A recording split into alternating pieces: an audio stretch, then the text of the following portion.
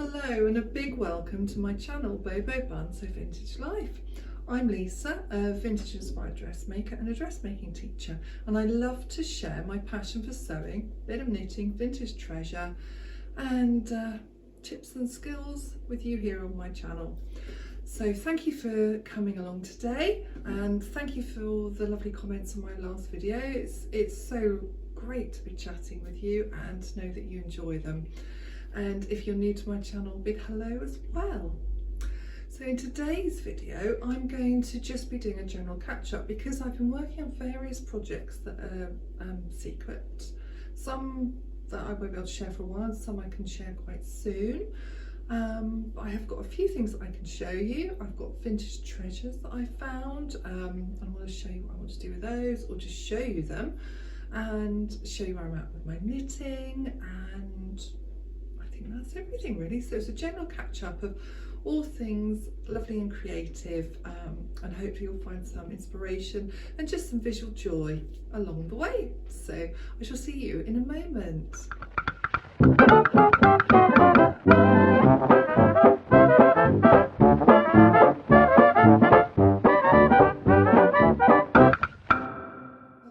So let's get on with all of the catch-up of what I've been sewing and making and knitting and finding.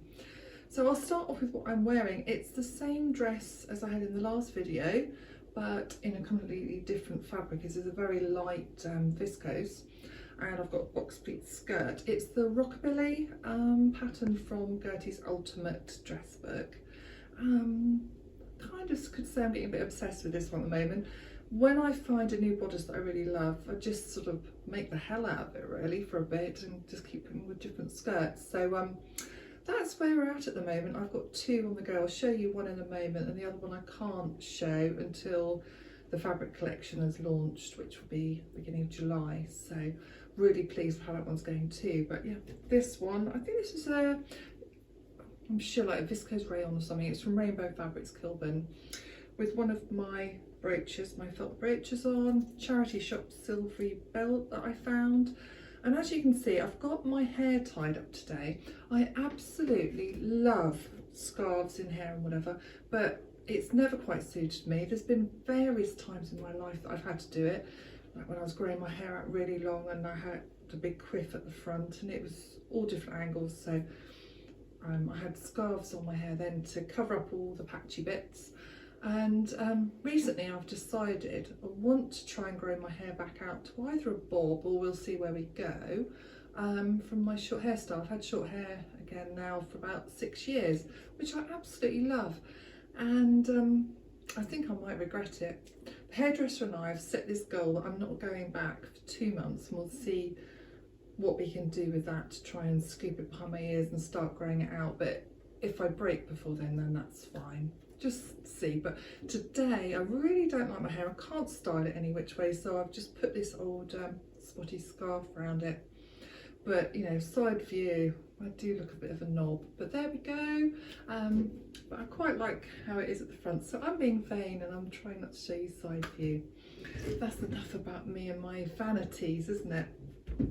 So what I want to show you is this red jacket here. Now I talked about it a long time ago, making this, and it's just sat in my pile. Literally I just needed to hem the sleeves, hem the bottom and put the button on. Oh, and the pockets.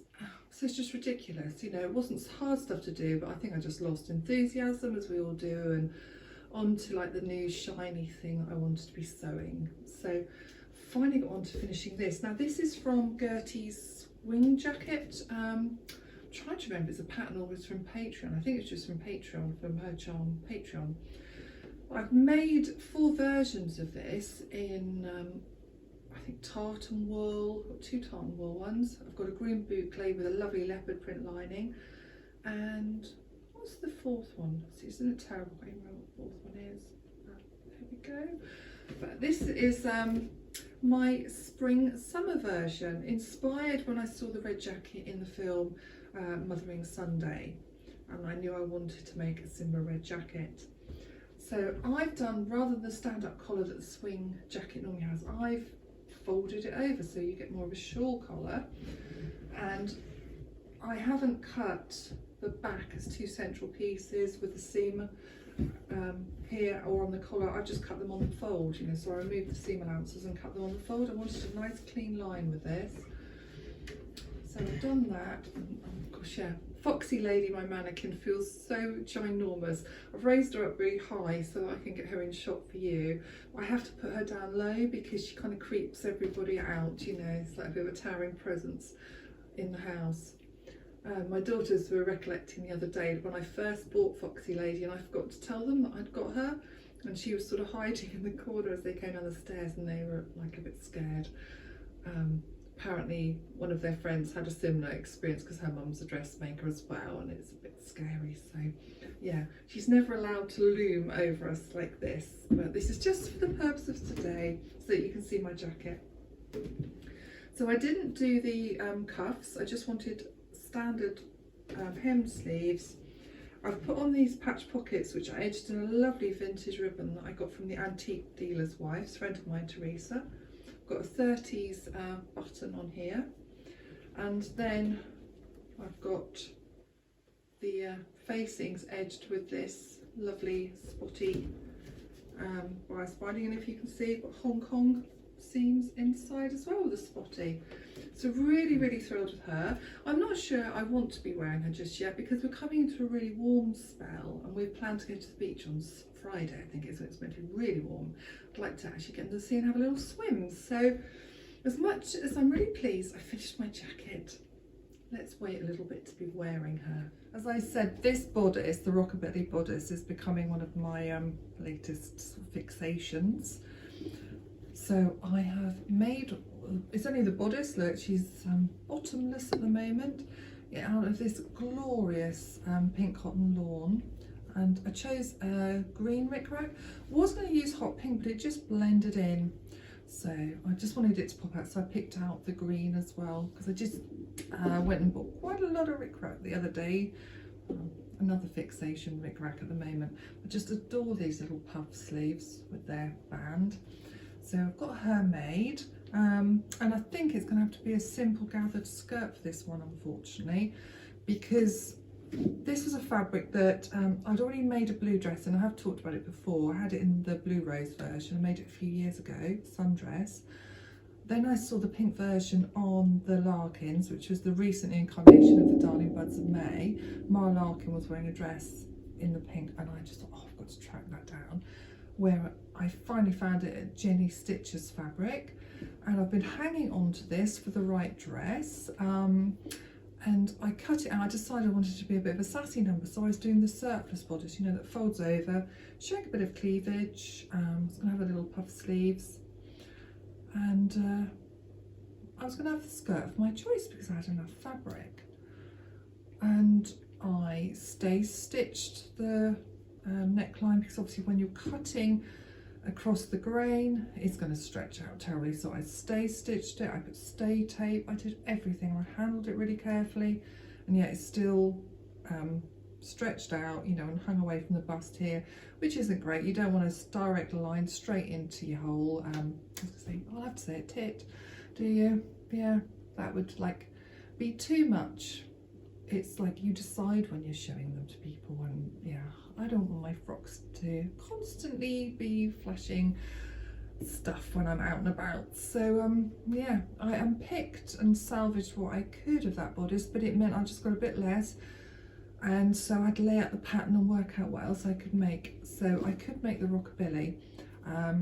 So that wasn't my first choice for the fabric, but I had to think of a pattern that I really love at the moment, I knew it'd work in, and I wanted this to be a print that I can wear every day because I love it so much. I didn't want it to be limited to if it's sleeveless, just really hot days, you know, sundress, and you know, if it's too fancy. So I thought, yeah, I'm going to go for the Rockabilly. So that's where we're at with that one, and I really, really love it. So that will be finished very soon. Just simple gathered skirt, zip, put in, hem it, and we're away. So that's good.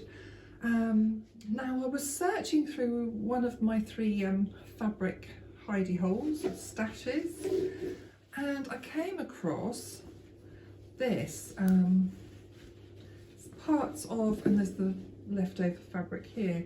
It's a lovely royal blue and polka dot cotton, and I'd already started to cut it out into the Q dress, the Nina Lee London. I have made quite a few for my younger daughter, who really loves the design, but we straightened off the bottom of the skirt. Didn't like how the back hem comes down low. I mean, that's obviously a very contemporary design. It's not my thing at all.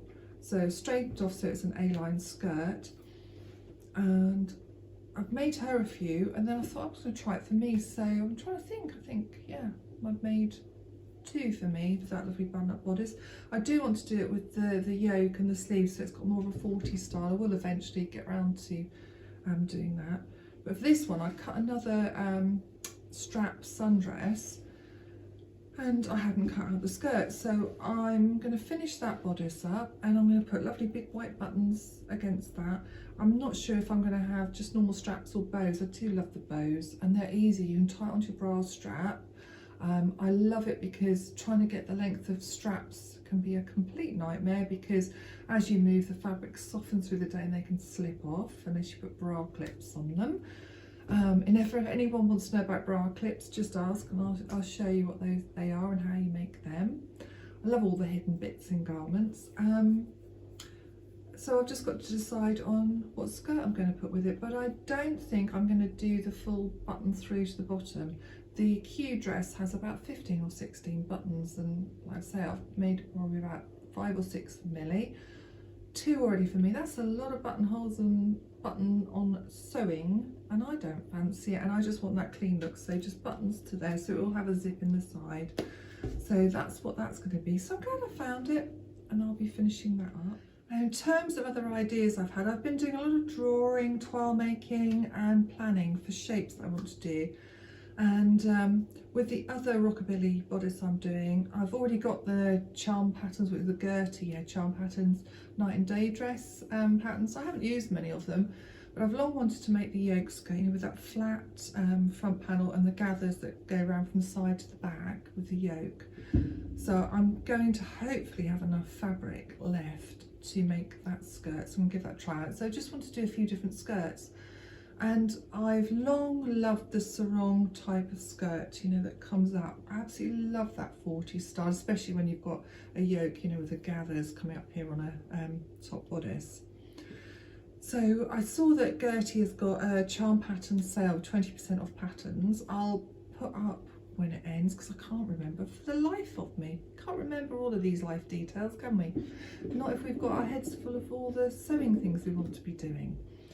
So I thought, yeah, I'm going to get this pattern. I've looked at it for a long time. I thought, I don't need it, but 20% off, I was tempted. So I went and bought that. I've started printing it today, but my printer is now out of ink, so I've got to go and buy some more ink. That leads me to an aside, really. I was just thinking today about all the extra tools we need as dressmakers. It's not just the sewing machine and the scissors and the pins and all of that.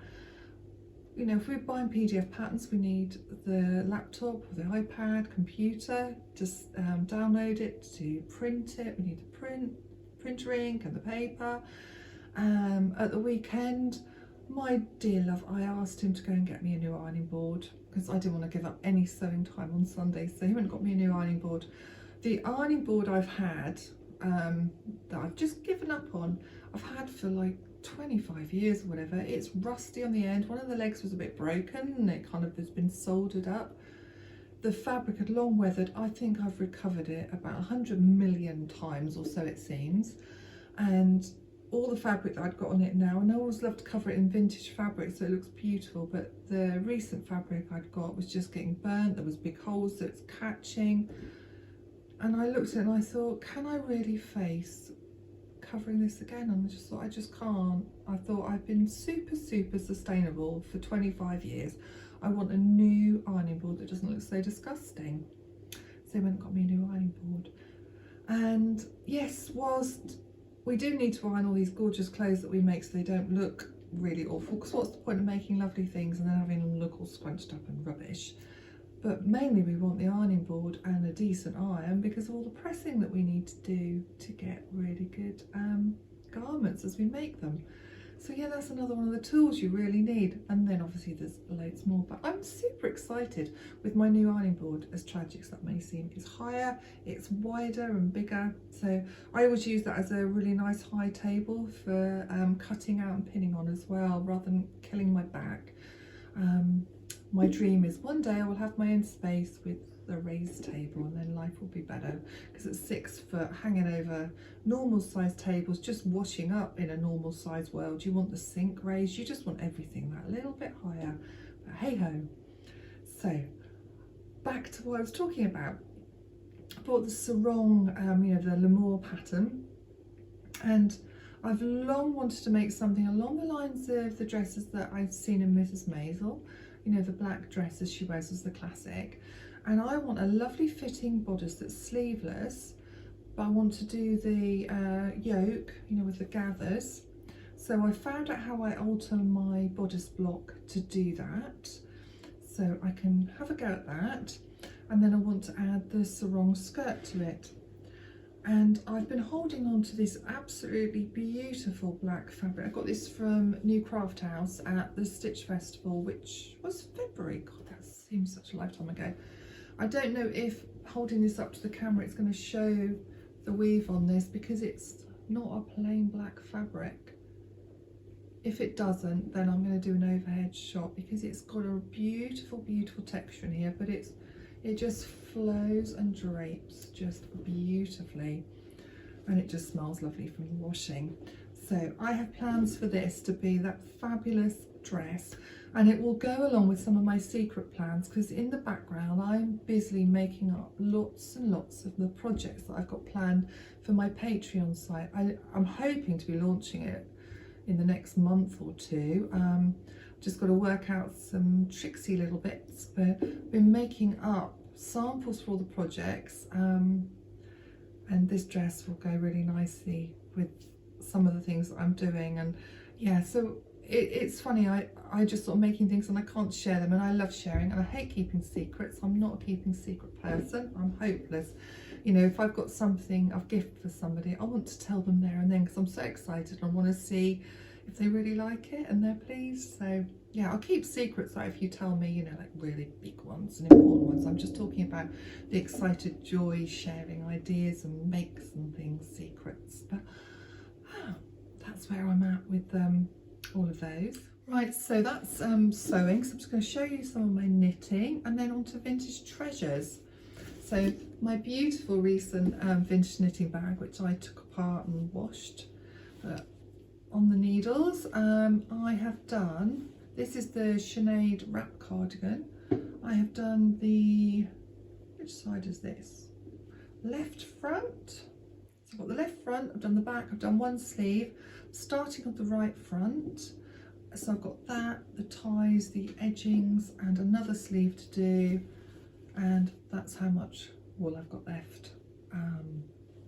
So there we go. I did buy one extra than the pattern as stated, but obviously it wasn't based on yardage by the pattern. I think Tara was clear about that, so you know, you had to kind of guess. So I'll have to go back to Wool Warehouse and get a bit more. So I'll be starting one of my other knitting projects, because I have got some other wool to be getting on with. So that's the knitting. So on to vintage treasures. I think first of all I'm going to show you a video of something I found a while ago, and I don't think I've shared it on here.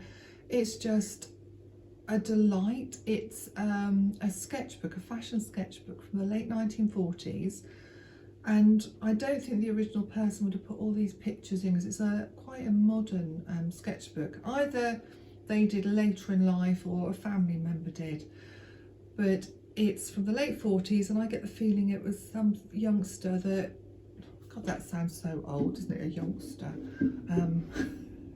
Sorry, just aged myself, but you know, somebody who I think had plans for maybe going to art college, wanted to be a fashion designer. So there's various drawings that look like Audrey Hepburn in there that they've obviously drawn from magazine spreads or TV articles they've seen, from films. And as the sketchbook progresses through, you see their style really develop and emerge. I absolutely love the drawings in here. I couldn't believe it when I found this in a charity shop. So I'm going to show you that so you can enjoy the delights of that, and then I'll be back to show my other treasures.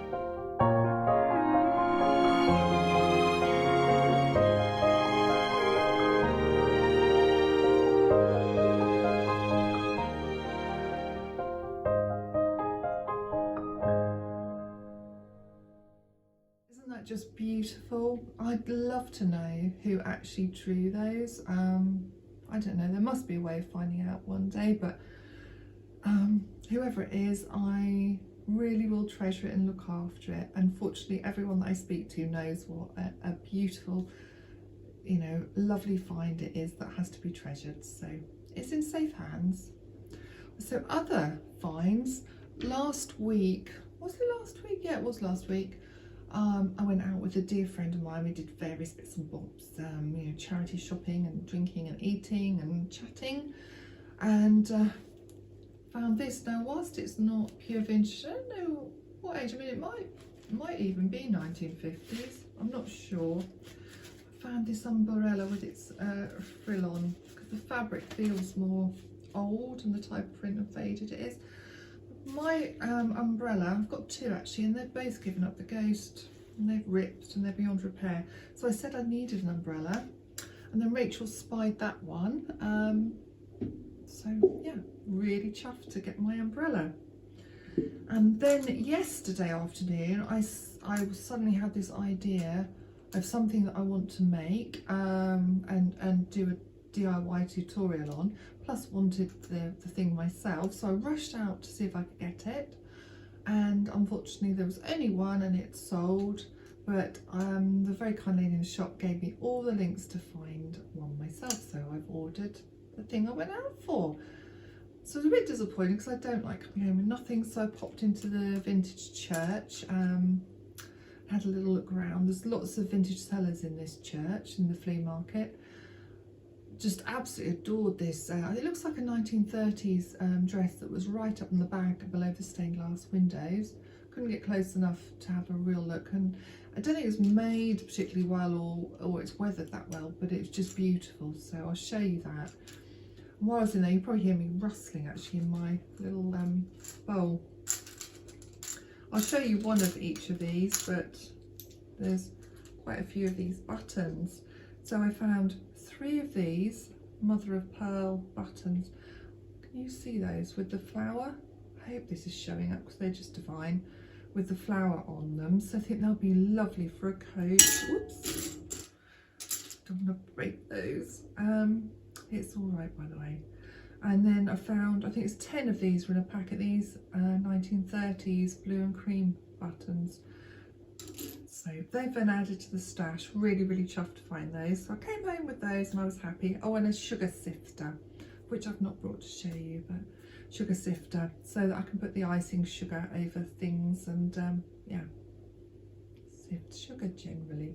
I just thought it was beautiful. I like quirky things, like, you know, I always thought it's great that you could just get scissors just for cutting grapes, or a cigar cutter, or, you know, just all the gadgets you had just for one specific job that we don't have now. So I like collecting those as well, and they get used. When I was out with Rachel and I got the umbrella, she convinced me to get this pattern as well. Just love the drawings and the detail on that. So that's another pattern to add to the stash. And in the, I think that, oh God, my sense of time is just ridiculous. I've got this beautiful book. I have talked about it on Instagram, did a little review of it. But Sheila McEwen, Your Pattern Cutting. I will show you inside this book. If you're thinking of pattern cutting, this book is just fabulous. I found it by doing a search, and I found it on the World Book Depository, I think it's called. I absolutely love this. So I'll show you that book as well.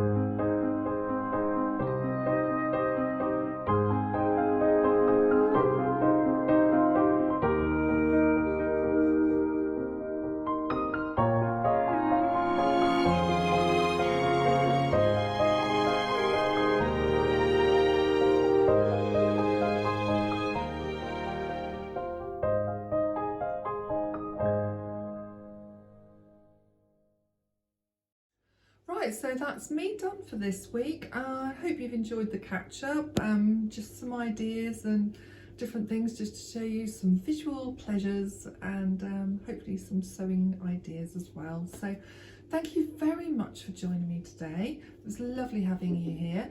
If you want to subscribe, then press the little button and then you'll get notified when I post my videos, which are generally on a Thursday at the worst. Push if it's a crazy week, Friday, but it's always around the end of the week.